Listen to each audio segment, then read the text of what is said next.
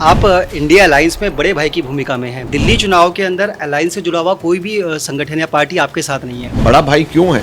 इसलिए है कि सामने जिससे मुकाबला है ना, वो भी बहुत बड़ा है। आपने पहली बॉल तो गुगली मारी, लेकिन फिर पीछे क्यों हट गए? नायब सिंह सैनी ने यमुना जी का पानी पिया और फिर बीजेपी ने कहा अब राहुल जी भी जाएं। ये ड्रामेबाजियां होती हैं कि वो कह रहे हैं जहर मिला हुआ है, पड़ोस का मुख्यमंत्री पी करके दिखा रहा है। अलायंस की जरूरत पड़ती है दिल्ली के अंदर, तो क्या कांग्रेस इसके लिए तैयार है? किसी भी कीमत के ऊपर केजरीवाल को वापस दोबारा 2013 में जो गलती करी वो करने वाले कतई भी नहीं है। 12 साल बाद ऐसा लग रहा है जैसे कांग्रेस लड़ाई कर रही है। मेरा पहले भी मानना था, अब भी मानना है कि इस व्यक्ति के ऊपर एक सेकंड के लिए भी विश्वास नहीं कर सकते। राजधानी दिल्ली में अगले कुछ दिनों में विधानसभा चुनावों की वोटिंग होनी है और इस बार नजरें सबसे ज्यादा कांग्रेस पर टिकी है।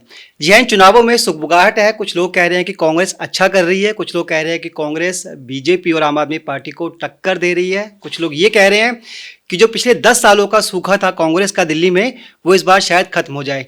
कांग्रेस के ग्राउंड पर क्या कुछ तैयारियां, ऐसे मुद्दे पर बातचीत करेंगे। आज हमारे स्टूडियो में हमारे खास मेहमान कांग्रेस के वरिष्ठ नेता, पार्टी के कोषाध्यक्ष और राज्यसभा सांसद अजय माकन जी हैं।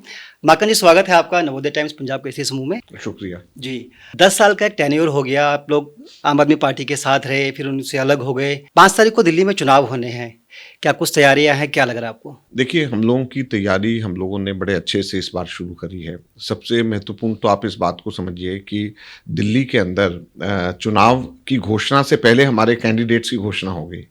भाजपा के कैंडिडेट्स की घोषणा से पहले हमारे कैंडिडेट्स की घोषणा हो गई। तो ये जो कांग्रेस को जानते हैं वो इस चीज़ को समझ सकते हैं कि ये अपने आप में कांग्रेस के लिए बड़ी बात है और बड़ी तैयारी की ओर ये इशारा करता है। कैंडिडेट्स भी हम लोगों ने बेस्ट पॉसिबल कैंडिडेट्स हमने पूरे दिल्ली में उतारे हैं।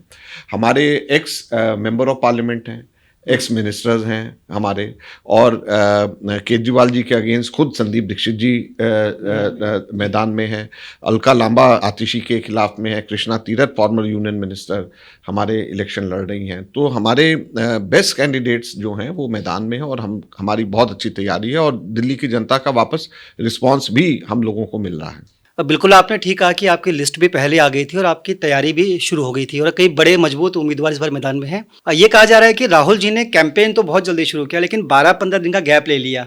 इसके पीछे गैप उनकी तबीयत, सब लोग जानते हैं कि बेलगांव का सेशन तक के उन्होंने वहाँ की मीटिंग भी मिस करी क्योंकि उनके गले में दिक्कत थी। तो बीच में 2-3 दिन सिर्फ का वो रहा। लेकिन राहुल जी ने सीलमपुर के अंदर तो इवन कैंपेन शुरू होने से पहले उन्होंने मीटिंग कर दी और फिर उसके बाद में अब उन्होंने लगातार दिन में 2-2 मीटिंग्स राहुल जी कर रहे हैं। पिछले कुछ दिनों में फिर से कांग्रेस के बड़े नेता दिखने लगे हैं। बीच का जो गैप था उसमें ये भी बड़ी अफवाहें चली कि लालू यादव जी ने कुछ आग्रह किया है इंडिया गठबंधन को लेकर के, उसको बचाने की अपील को लेकर के। नहीं, ऐसा देखिए, हम आप क्या ऐसा कोई दबाव है इंडिया ब्लॉक की तरफ से? देखिए, सब लोग जो हैं इंडिया ब्लॉक के सब लोग मिल करके लोकसभा चुनाव लड़े हैं। जाहिर बात है कि सब चाहते हैं कि इकट्ठे रहें, लेकिन इकट्ठे जब नहीं है तो उसके पीछे कुछ कारण होंगे। कारण सबसे बड़ा ये है कि जैसे ही लोकसभा का चुनाव खत्म हुआ तो सबसे पहले किसने कहा कि हम अकेले इलेक्शन लड़ेंगे? कांग्रेस ने नहीं कहा, आम आदमी पार्टी ने कहा। उनके गोपाल राय की सबसे पहले की स्टेटमेंट है कि अब हमारा अलायंस खत्म हो गया, तो उन्होंने खत्म किया। तो आइडियोलॉजिकली अगर कोई बीजेपी से मुकाबला कर रहा है तो राहुल जी और कांग्रेस पार्टी कर रही है। तो हम लोगों के वर्कर्स ये चाहते हैं कि कांग्रेस पार्टी पूरी दमखम के साथ चुनाव लड़े और दिल्ली में वापस सरकार बनाए। आप इंडिया अलायंस में बड़े भाई की भूमिका में हैं, लेकिन दिल्ली चुनाव के अंदर अलायंस से जुड़ा हुआ कोई भी संगठन या पार्टी आपके साथ नहीं है। अरविंद केजरीवाल के साथ अखिलेश यादव हैं, महाराष्ट्र से लोग उनके साथ हैं, ममता बनर्जी उनके साथ है। ऐसा क्या है, इसके पीछे क्या वजह? देखिए, बड़े भाई का ये मतलब नहीं है कि उसकी हत्या कर दो। बड़े भाई का ये मतलब नहीं है कि उसको 2 चांटे मार दो। क्या बड़े भाई सिर्फ चांटा खाने के लिए है? बड़े भाई सिर्फ हत्या करवाने के लिए? बड़ा भाई क्यों है? इसलिए है कि सामने जिससे मुकाबला है ना, वो भी बहुत बड़ा है, वो भी बहुत बड़ा भाई है। बीजेपी जो है एक धुरी है नेशनल लेवल के ऊपर, और अगर उससे नेशनल लेवल पे ऑपोजिशन में अगर उसका मुकाबला करना है तो एक धुरी सामने स्ट्रांग होनी चाहिए। अगर जो है बीजेपी स्ट्रांग नेशनल लेवल का बड़ा भाई है तो उससे क्या सब छोटे बच्चे मिलकर के उससे चुनाव लड़ेंगे? उसके सामने भी तो एक बड़ा भाई खड़ा होना चाहिए। तो आप बड़े भाई की टांगे काट के उसको भी छोटा कर दोगे तो क्या चुनाव आप बीजेपी से क्या लड़ाई लड़ोगे?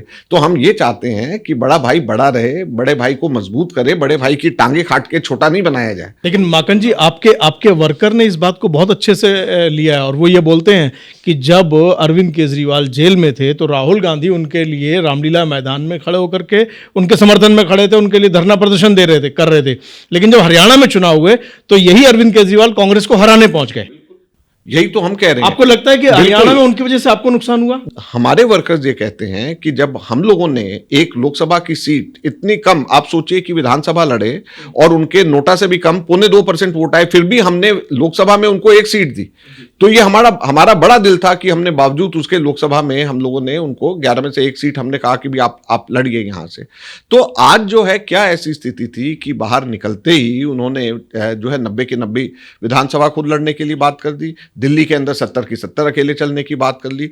तो बड़ा भाई सिर्फ इसलिए नहीं होता कि उसकी टांगे काट के छोटा कर दो बड़े से।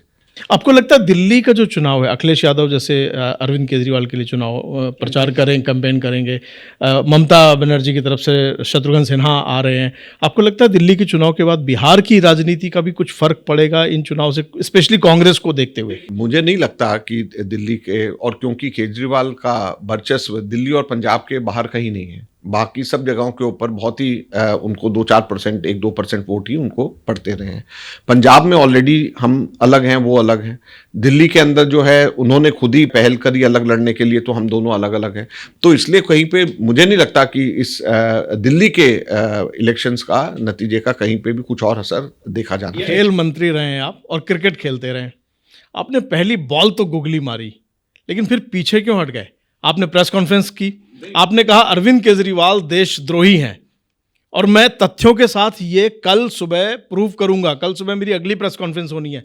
फिर ऐसा कौन सा फोन आया जो अजय माकन रुक गए? मैंने उस वक्त ये कहा था कि मैं कुछ और तथ्य इकट्ठे कर रहा हूं, और फिर उसके बाद मैंने प्रेस कॉन्फ्रेंस करी जी, और प्रेस कॉन्फ्रेंस करी सुखजिंदर सिंह रंधावा जो हमारे डिप्टी सीएम थे, होम मिनिस्टर थे, उनके साथ बैठ करके करी। बिल्कुल की। पंजाब के 2 एमएलए थे, उनके साथ बैठ कर करी। जिस दिन मेरी ये प्रेस कॉन्फ्रेंस थी संडे को, उस दिन सुखविंदर रंधावा यहाँ पे नहीं थे, उनको मध्य प्रदेश जाना था। और मैं चाहता था कि जब मैं ये बताऊं बात, और जो मैंने तथ्य रखे सबके सामने कि किस तरीके के पंजाब के हालात हैं, तो मैंने सोचा कि बेहतर ये रहेगा कि वहाँ के होम मिनिस्टर रहे हुए, वहाँ के डिप्टी सीएम खुद मेरे साथ बैठे और वो अपनी जुबानी बोले, तब लोगों को बेहतर यकीन होगा कि 11 ग्रेनेड अटैक्स पंजाब के थानों में हो रहे हैं। आज हालात ये हो गए कि 6 बजे के बाद आप पुलिस स्टेशन के नजदीक में रूरल एरियाज में नहीं जा सकते। ऐसे हालात जब क्रिएट हो गए कि खालिस्तान के लीडर्स यूएस में बैठ करके ये कह रहे हैं कि हमने $16 मिलियन अरविंद केजरीवाल को दिया है और अरविंद केजरीवाल ने हमसे $16 मिलियन लिए हैं। तो अगर ऐसी स्थिति में वो अगर जो है एंटी नेशनल नहीं है, तो किसको आप फिर एंटी नेशनल कहेंगे? अरविंद जी कह रहे हैं कि दिल्ली के लोगों का नरसंहार करने की कोशिश की गई, यमुना के पानी में अमोनिया की मात्रा बढ़ाई गई, इस पर कांग्रेस का स्टैंड? अमोनिया नहीं, उन्होंने तो पहले जहर कहा, बाद में अमोनिया कहा। पहले तो उन्होंने जहर कहा, फिर नरसंहार कहा, जेनोसाइड कहा। तो जब जेनोसाइड कह रहे हैं, नरसंहार कह रहे हैं, जहर मिलाना कह रहे हैं, तो बाद में उनको ध्यान आया कि ये थोड़ा ज़्यादा ही हो गया, तो फिर उसके बाद अमोनिया की बात कर रहे हैं। कोई अमोनिया वहाँ के पानी के अंदर पहली बार मिलकर लग कर ज़्यादा आ रहा है। शीला जी के ज़माने में, हमारे टाइम पे भी आता था, दिल्ली में हम ट्रीट करते थे और दिल्ली की जनता को देते थे। कभी भी जो है हम लोग आपस में नहीं लड़ते थे। इनका तो काम ही लड़ना है ताकि अपनी तरफ से ध्यान लोगों का हटाया जा सके। हम लोगों के समय में भी हरियाणा से हम लोग पानी लेते थे, उसमें अमोनिया आता था, ठीक करते थे, बात करते थे आपस में, कहीं पे डिस्प्यूट होता तो कोर्ट जाते थे, वहां पे फैसले होते थे। लेकिन पर्सनल अटैक इस तरीके से करके कि सरकार जहर मिला करके दे रही है, तो ये तो टू मच है। चुनाव आयोग में ये मामला है, कांग्रेस की तरफ से आप क्या डिमांड करेंगे? हम लोगों ने ऑलरेडी डिमांड किया है, हमने कहा है कि भी इसकी जांच करी जाए। अगर वाकई जहर मिलाया है तो जिसने जहर मिलाया उसको फांसी होनी चाहिए, और अगर जहर नहीं मिलाया तो जो ऐसी अफवाहें फैला रहा है उसको, उसके खिलाफ में देशद्रोह का, राष्ट्रद्रोह का मुकदमा होना चाहिए। नायब सिंह सैनी ने यमुना जी का पानी पिया और फिर बीजेपी ने कहा अब राहुल जी भी जाएं। ये ड्रामेबाजियां होती हैं कि वो कह रहे हैं जहर मिला हुआ है, पड़ोस का मुख्यमंत्री पी करके दिखा रहा है। मतलब ये देखिए, ये थ्रेट्रिक्स और ड्रामेटिक्स में हम लोग विश्वास नहीं रखते। आप तो बिजली मंत्री थे, आपके समय क्या 6 और 8 घंटे की कटौती होती थी? क्योंकि आजकल अरविंद केजरीवाल कह रहे हैं कि 2015 के बाद कटौती नहीं होती, जनरेटर लगाने की जरूरत नहीं है। 2002 में जैसे ही हम लोगों ने प्राइवेटाइजेशन करी, मैं बिजली मंत्री था, ये टाटा पावर और रिलायंस BSES जो बेस्ट इंडिया की कंपनीज थी उनको हम लेकर के आए। उसके बाद में लोगों के जनरेटर, इन्वर्टर दिल्ली में बंद हो गए थे।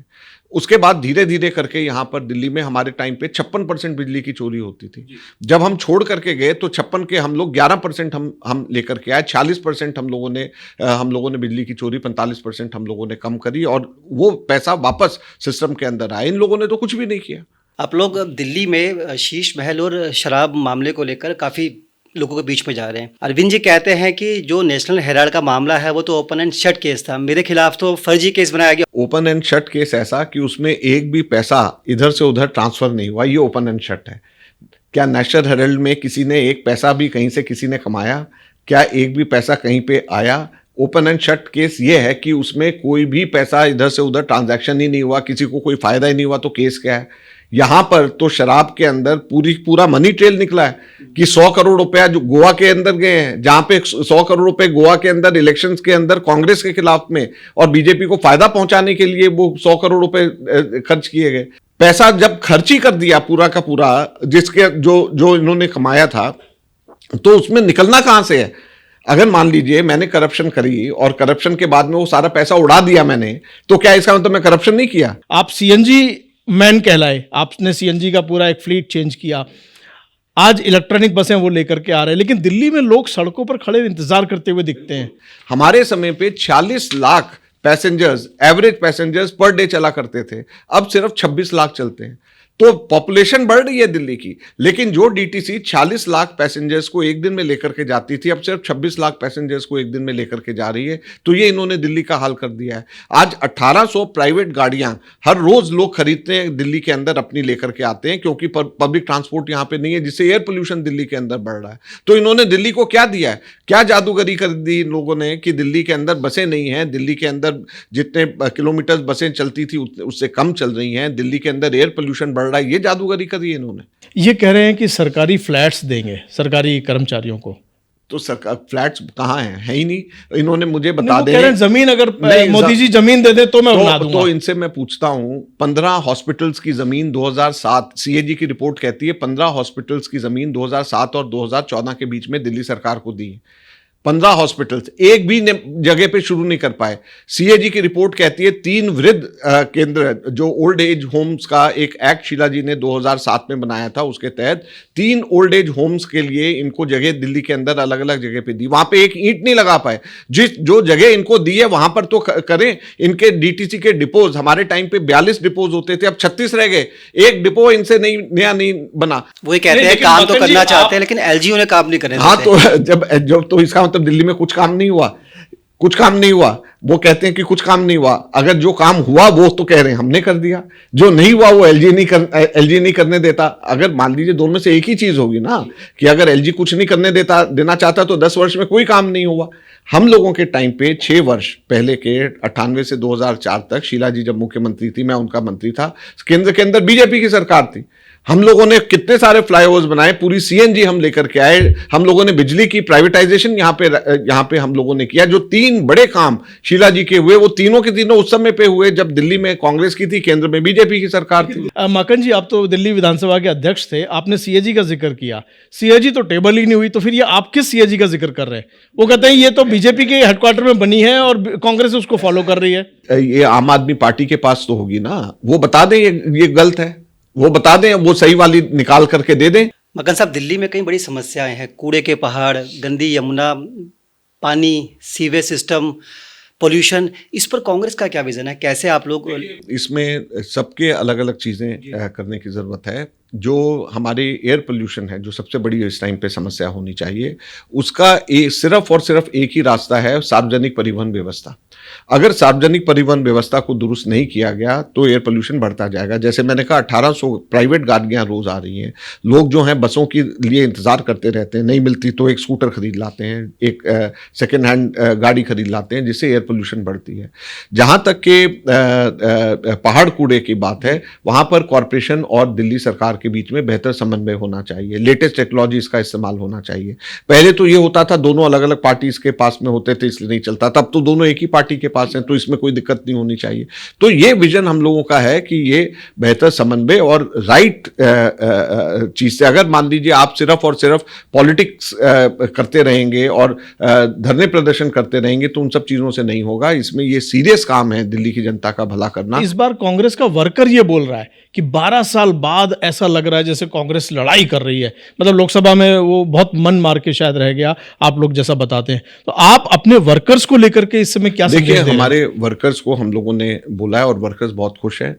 जहाँ तक के व्यक्तिगत बात है, आप सब लोग जानते हैं, वर्कर्स भी जानते हैं, मैं 2013 से भी जब इनका हमने सपोर्ट किया था, मैं उस वक्त भी इनके खिलाफ में था। जब हमारे अरविंदर सिंह लवली पीसीसी प्रेसिडेंट थे, उन्होंने इनको सपोर्ट करने का फैसला किया और लोग भी थे यहाँ पे, मैं नाम क्या लूँ, लेकिन इन सब लोगों ने सपोर्ट किया। तो मैं उस वक्त भी खिलाफ था।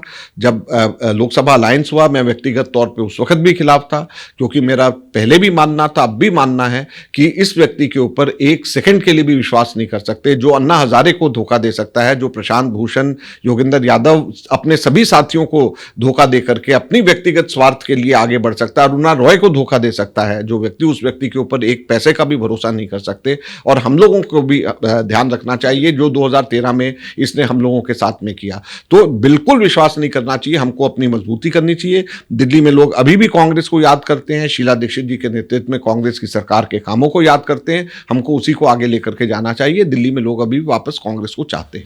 मगन जी, दिल्ली के अंदर क्राइम एक बड़ी समस्या है। अरविंद केजरीवाल जी होम मिनिस्ट्री को टारगेट करते हैं और आप अरविंद केजरीवाल जी को टारगेट करते हैं। इसमें कहीं पे कोई दो राय नहीं है कि दिल्ली में कानून व्यवस्था बहुत खराब है, लेकिन केजरीवाल के बस की नहीं है कानून। वो अपना पंजाब की कानून व्यवस्था तो ठीक कर लें। आप किसी पंजाब के नागरिक से पूछें कि वहां पे कानून व्यवस्था का आजकल का क्या हाल है। दिल्ली में कितनी सीटों की आपको उम्मीद है, और अगर कुछ सीटें आपकी आती है और कहीं अलायंस की जरूरत पड़ती है दिल्ली के अंदर, तो क्या कांग्रेस इसके लिए देखिए, तैयार है? अव्वल तो हम लोगों की खुद की मेजॉरिटी आएगी, और अगर हमारी मेजॉरिटी नहीं आए तो हम किसी भी कीमत के ऊपर केजरीवाल को वापस दोबारा 2013 में जो गलती करी वो करने वाले कतई भी नहीं हैं। ये मैं साफ आपके चैनल पे आज कहना चाहता हूँ।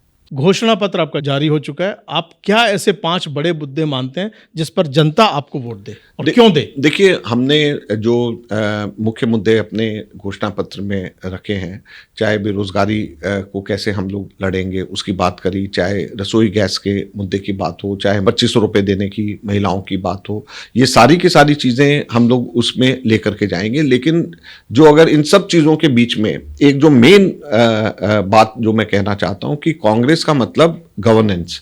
हम शीला दीक्षित जी ने हमें एक बात सिखाई है कि दिल्ली की जनता का हित सर्वोपरि आपको रखना है। हम लड़ाई झगड़े की सरकार नहीं बनेंगे, हम लोग डेवलपमेंट की सरकार बनेंगे और हम लोग दिल्ली में डेवलपमेंट करके दिखाएंगे। ये थे अजय माकन, केंद्र में मंत्री रहे, गृह मंत्री भी रहे, कानून व्यवस्था को जानते हैं, दिल्ली की नब्ज को जानते हैं, पहचानते हैं। अजय माकन जी, आप नवोदय टाइम्स पंजाब केसरी के साथ जुड़े, आपका बहुत बहुत धन्यवाद। Thank you.